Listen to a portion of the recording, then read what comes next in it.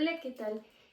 Este día, 2 de abril, en el marco del Día de la Concientización del Autismo, hemos preparado este video para ti.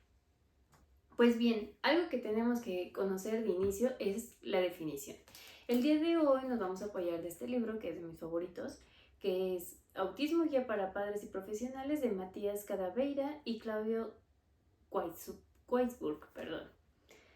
Eh, ellos nos relatan, como diferentes maneras de ver el autismo, pero lo que vamos ahorita con definición nos menciona lo siguiente, que es un trastorno y dentro de los trastornos generalizados del desarrollo al trastorno autista, el DSM-4 engloba el trastorno de Rett, actualmente ya confirmado como un síndrome genético que presenta mutaciones en el GMSP2 y por eso ya fue eliminado de las nuevas clasificaciones diagnósticas. Sabemos que esto va evolucionando.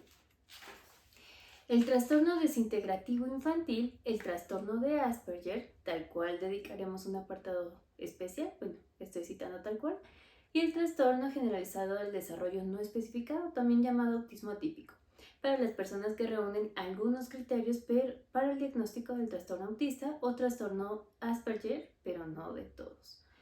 El trastorno generalizado del desarrollo afecta a 3 áreas del desarrollo, que es propiamente del autismo. Uno, área de la comunicación, que puede ser verbal o no verbal. Dos, el área de la socialización. Y número 3, área de la imaginación, la creatividad y el juego, lo que genera intereses restringidos o conductas estereotipadas. Y vamos a desmenuzar un poco esto. Empezamos con esta parte de que es un trastorno generalizado del desarrollo, porque implica más de una esfera de cómo nos envolvemos nosotros como humanos.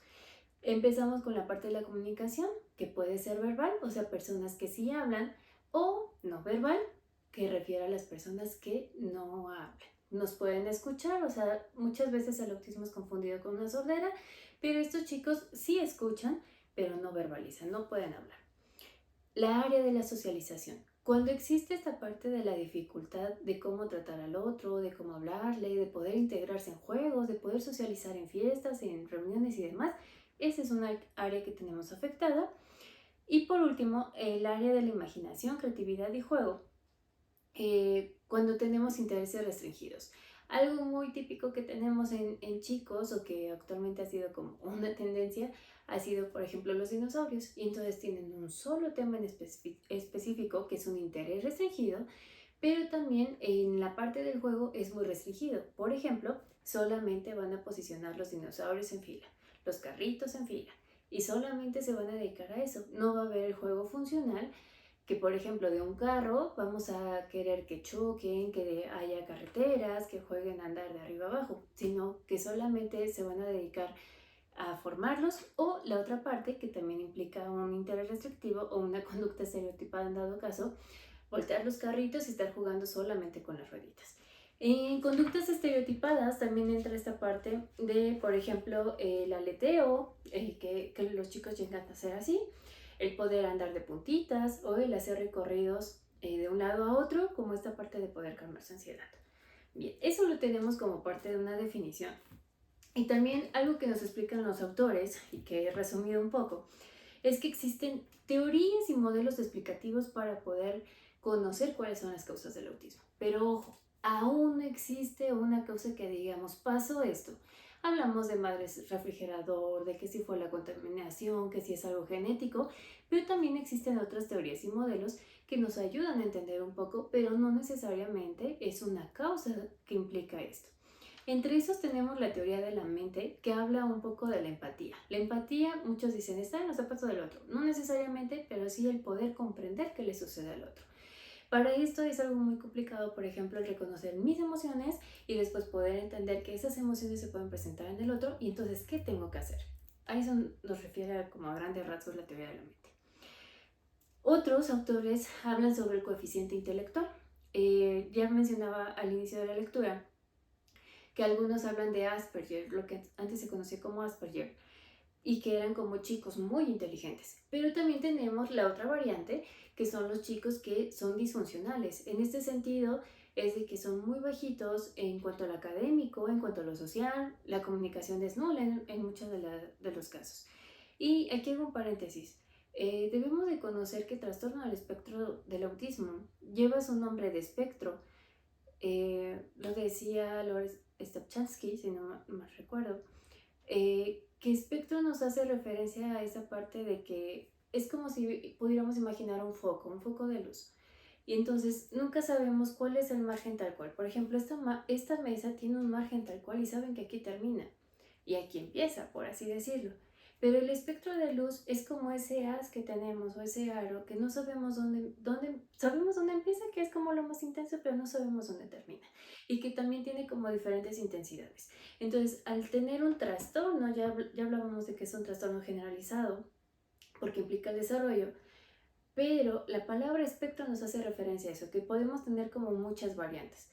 Entonces, en esta parte de coeficiente intelectual necesitamos muchas evaluaciones, esa pues sería parte de lo que tendríamos que conocer, ir con especialistas, con un psicólogo, un neurólogo, propiamente educación especial, si se requiriera, pero esta parte de que necesitamos saber con quién estamos trabajando y saber qué es lo que necesita principalmente. Bien, continuamos con la teoría de la coherencia central.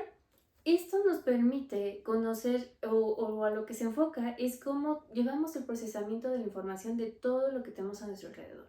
Y ahí entra la parte sensorial, que sabemos que muchas veces está alterada en nuestros chicos, que los ruidos les lastiman, que las luces son como muy agresivas para ellos, que la ropa puede picar o puede lastimar y entonces nada más queremos ocupar una sola playera, cosas por el estilo. Este procesamiento de información nos lleva a cómo lo integramos. Entonces, en nuestro cuerpo estamos todo el tiempo incómodos con la ropa o ya nos tapamos los oídos, cosas así. Entonces, el procesamiento y la integración de información nos lleva a una discordancia y por eso es la teoría de la coherencia central. Bien, otra de las teorías nos habla del déficit de la función ejecutiva. Si bien conocemos que las funciones ejecutivas permiten establecer metas o los objetivos, hacer uso de la anticipación cuando tenemos que avisar qué es lo que va a pasar, a dónde vamos a ir, con quiénes vamos a estar, etc. También la parte de la formación de planes que nosotros seamos capaces de decir, a mí me gustaría, o yo deseo, yo quisiera, y tenemos como bien objetivo esta parte de qué es lo que queremos. Y también programas, pueden ser planes o programas, el controlar los impulsos y autorregular nuestras tareas. En este sentido, el control de impulsos va encaminado hacia la conducta social que necesitamos. Y el autorregular nuestras tareas es cómo podemos nosotros priorizar nuestras tareas, darle importancia a uno más que al otro, etc. Y bien, con esto, repito, no es que tengamos una causa del autismo. El autismo todavía no tiene como una causa definida, pero sí nos permite ver que existen muchos estudios y sigue como esta parte del análisis de dónde proviene el autismo. Pero este video ahora sí lo hice especialmente porque quiero llegar a estas cinco datos a considerar dentro del autismo. Y el primero es experimentar el mundo desde otro ángulo. Cuando nosotros entendemos que el autismo no es una enfermedad, sino una condición de vida, estaremos entendiendo y siendo empáticos con el otro. Y eso nos lleva al segundo punto, ver el mundo a través de sus ojos. A partir de nuestra observación podemos darnos cuenta, por ejemplo, si una textura le es lastimosa, le es irritable, y entonces podemos comprender que no vamos a ocupar poliéster, sino ahora vamos a ocupar algodón, por ejemplo, que vamos a cuidar las etiquetas. No es aislarnos del mundo, y eso nos pasa al tercer punto, que es la estimulación sin agresividad. No se trata, por ejemplo, de que como a mí me lastima el sonido todo el tiempo voy a andar con los audífonos, no, sino voy a tratar de ir moderando esta parte de voy a escuchar música bajito, quizá voy a tocar un instrumento, quizá voy a un convivio y voy poco a poco estimulando esta parte de mi oído, pero sin caer en lo agresivo de voy a una terapia o voy a ocupar algo que todo el tiempo me va a estar alejando del mundo real. Y también no caer en la parte agresiva porque en una terapia o en algo que está mal hecho, mal contextualizado, puede llegar a ser como muy agresivo hacia la persona en el te estoy diciendo que te pongas esta playera a la fuerza y que todo el tiempo él esté así como con la picazón o con la parte incómoda. O también la parte auditiva que sea así como te hablo en voz alta, te grito, te repito 1000 veces las cosas. No se trata de eso. Ok, pasamos al cuarto punto, conectando con el otro, la empatía. Nosotros tenemos que mostrar cómo es la empatía. Y la empatía no es mírame a los ojos fijamente y entonces ya conectamos. No, no se trata de eso. Tenemos que aprender a trabajar nuestro lenguaje corporal y aprender a darle el espacio al otro. Muchas veces el lenguaje corporal es esta parte de si tú te recargas, yo también me recargo y estoy atento a lo que tú estás observando, aunque podamos pasar mucho tiempo ahí. Y una vez que tú hayas terminado lo que estabas haciendo, por ejemplo, hacer una fila de carritos, entonces yo puedo empezar a jugar un poco con un carrito y te voy metiendo en mi juego y voy respetando esta parte. La empatía también es eso, poder respetar al otro, su ritmo, su estilo, todo lo que implica el ser su personalidad y la persona tal cual. Y terminamos con el número 5, un tiempo para ti y tiempo para mí. En esto es el uso de tiempo fuera. Cuando nosotros estamos obligando a los chicos a hacer algo que nosotros queremos, que nosotros necesitamos, no está siendo funcional para ellos. Entonces, es necesario que antes de que desencadenemos una crisis, nosotros podamos dar un tiempo fuera. Debemos de poder reconocer, observar que siempre va a ser como una montaña rusa esto. Empezamos acá, estamos en paz y tranquilidad, pedimos algo y entonces vamos subiendo, va subiendo, subiendo y cuando llegamos al culmen es la crisis.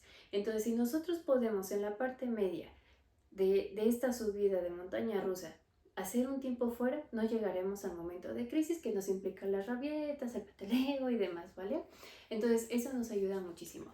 Y también algo súper importante, nosotros como cuidadores, ya sean padres de familia, hermanos, y también hay que dar mucha importancia a los hermanos, los abuelos, familia en general, maestros y todos los que nos colaboran alrededor, terapeutas y demás, también tenemos que cuidar de manera integral de nosotros. Y a eso me refiero con una salud mental, una salud física y también la parte emocional. Darnos un tiempo para nosotros si es necesario tomar un descanso, poder tomar una actividad que sea dedicada solamente para nosotros y no descuidarnos. Porque nos hemos encontrado con madres de familia que dejan de ser ellas mismas con tal de dedicarse por completo a su hijo. Y recuerden, para que su hijo esté bien, ustedes deben empezar por estar bien. Espero que les guste este video, que les sea funcional y que podamos compartir para seguir concientizando sobre el autismo. Hasta la próxima.